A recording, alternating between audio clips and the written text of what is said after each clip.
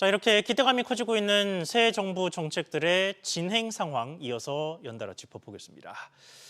먼저 이재명 대통령의 대표 정책이죠. 전 국민 민생 회복 소비 쿠폰과 관련해서는 본격적인 세부안 논의가 시작됐습니다. 전 국민에게 지급은 하되 소득에 따라서 차등한다는 게 기본적인 골자인데 이게 단순히 소득만 보는 게 아니라 재산 상황도 따져봐야 해서 셈법이 복잡합니다. 자세히 짚어보겠습니다. 엄하은 기자. 아무래도 고액 자산가를 분류해내는 기준이 관건이겠죠. 그렇습니다. 우선 정부는 전 국민에게 민생행복 소비 쿠폰을 1인당 15만 원에서 40만 원 지급합니다. 2차 지급된 건강보험료 기준 소득 상위 10%를 제외한 국민 90%에게 1인당 10만 원을 추가 지급합니다. 이때는 재산 조건도 고려되는데요. 소비 쿠폰 범정부 TF 관계자는 코로나19 재난지원금 선정 기준, 사용처 등과 크게 차이는 없겠지만 건보료 직장가입자의 재산 컷오프 기준을 살펴봐야 한다고 말했습니다. 2021년 당시 건보료 기준 소득 하위 80%까지 재난지원금이 지급됐는데 직장가입자는 주택과세 표준 합계 9억 원 초과 또는 금융소득 연 2천만 원 초과 시 제외됐습니다.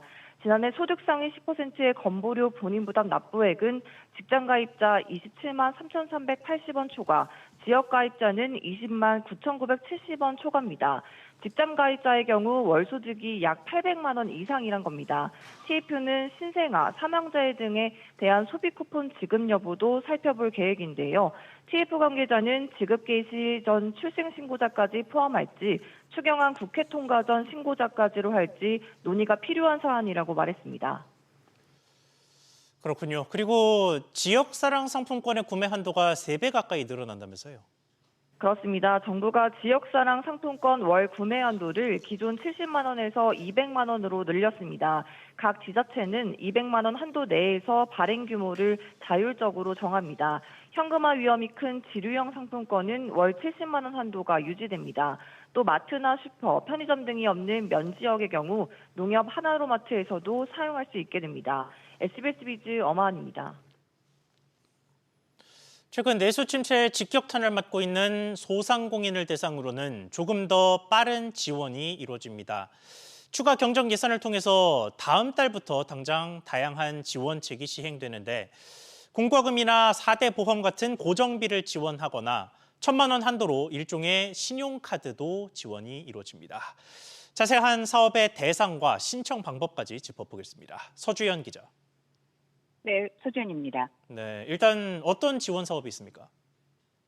네, 중소벤처기업부는 배달, 택배비로 30만 원, 부당경감 크레딧 50만 원, 비즈플러스 카드 1,000만 원으로 구성된 소상공인 3대 지원 사업을 시행을 합니다.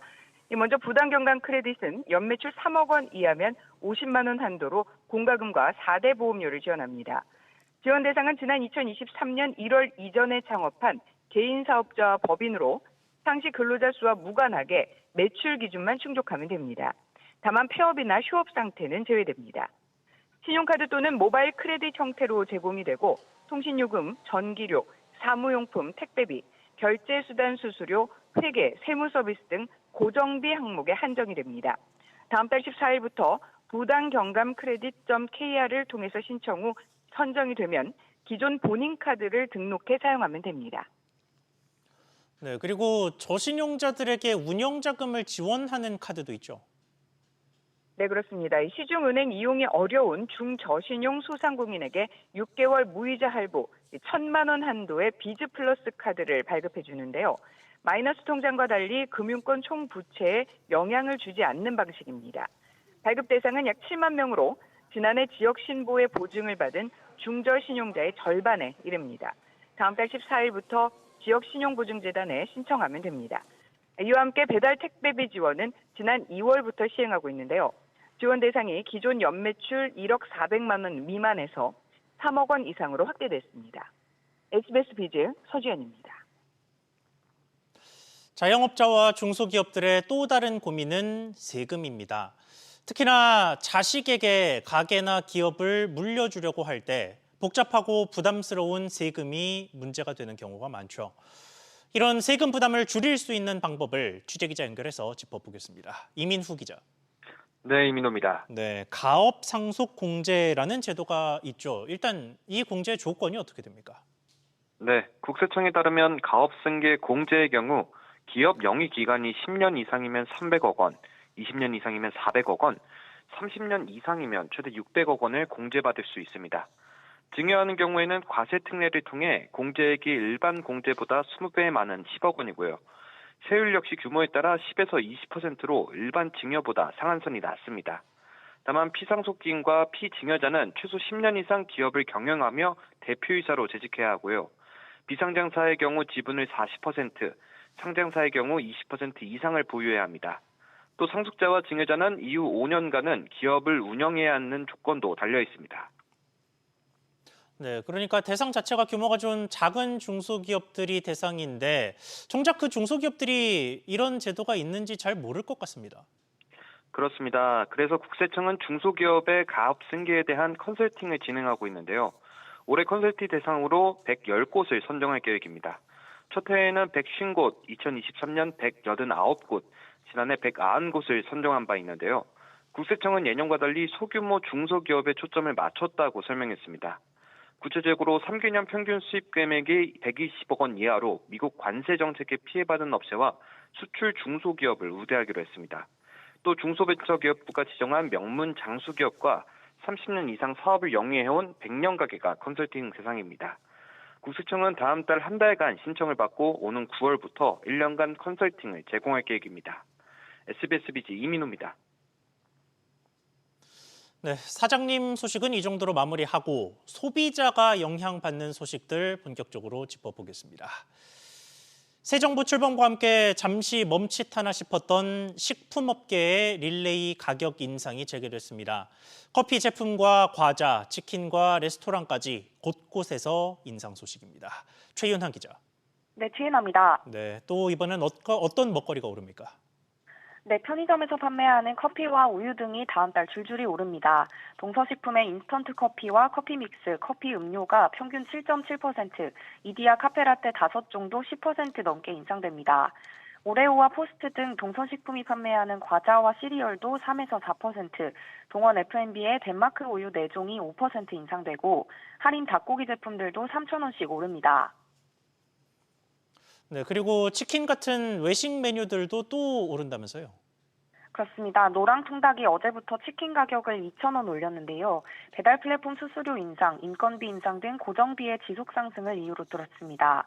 앞서 지코바 치킨과 자담 치킨도 치킨 가격을 각각 2,500원, 2,000원씩 인상했고 여름철 보양식 삼계탕 가격도 꿈틀대면서 서울에서 삼계탕 한 그릇 평균이 17,000원을 넘겼습니다. 패밀리 레스토랑 브랜드 아웃백도 지난 16일부터 파스타와 샐러드 등 일부 메뉴를 1,000원에서 2,000원 올리는 등 새 정부의 경고에도 식품업계 가격 인상이 계속되고 있습니다. SBS 비즈 최윤아입니다. 눈 깜짝할 사이에 수십만 원씩 추가되는 병원비 때문에 치과 가기 무섭다는 분들 많으시죠. 이런 분들이 잘 쓰면 좋은 게 치아보험인데 다른 보험들도 그렇듯이 약관을 자세히 확인하지 않으면 받을 거라 생각했던 보험금을 못 받는 경우가 적지 않습니다. 특히 주의해야 할 사례들을 이정민 기자가 전해드립니다. 흔들리는 치아를 집에서 스스로 뽑고 임플란트 치료를 받으러 치과에 방문한 A씨. 치료에 대한 보험금을 청구했지만 지급을 거절당했습니다. 보험사가 치과의사의 판단으로 발치한 영구치에 대해서만 임플란트 치료보험금을 지급한다고 했기 때문입니다. A씨가 가입한 보험 약관에는 치과의사가 어떠한 치료를 하더라도 치아를 보존할 수 없다고 판단해 발치한 경우만 영구치 발치에 해당한다고 적혀 있었습니다. 보험료를 납입하지 않아 치아보험이 해지된 B씨도 지난해 4월 보험을 부활시킨 뒤 한 달 후에 충치 2개를 치료했지만 보장 개시일인 90일이 지나지 않아서 보험금을 받지 못했습니다. 또 사랑니나 교정 목적으로 치아를 뽑은 경우도 보험금이 지급되지 않을 수 있습니다. 이처럼 치아보험의 보장 내용이나 범위가 상품별로 다르고 기준도 세세해 가입 시 주의가 필요합니다. 약관에 대해서 중요한 사항이 있죠. 나중에 오해나 소비자가 잘 몰랐다, 막 분쟁의 소지가 있는 그런 항목들 있죠. 소비자한테 설명을 하고 잘 이해했다라는 거를 그 옆에 사인을 좀 받도록. 여기에 최근 정권 교체 등으로 혼란한 틈을 타 치아보험 보장 한도가 축소되니 얼른 가입하라는 등의 허위, 절판 마케팅도 기승을 부리고 있습니다. 금융감독원은 가입하려는 보험의 내용과 범위를 정확하게 이해해 치료비 부담을 완화하는 데 활용할 수 있도록 해야 한다고 밝혔습니다. SBS 비즈 이정민입니다. 800억 원대 부당대출로 쇄신안을 내놨던 IBK 기업은행에서 40억 원 규모의 부당대출이 또 적발됐습니다. 벗기고 들춰볼수록 썩은 속이 드러나면서 내부 통제와 조직 신뢰에 대한 근본적 의문이 고개를 들고 있습니다. 취재기자 연결해서 소식 알아보겠습니다. 류선우 기자, 이번엔 또 어떤 사고입니까?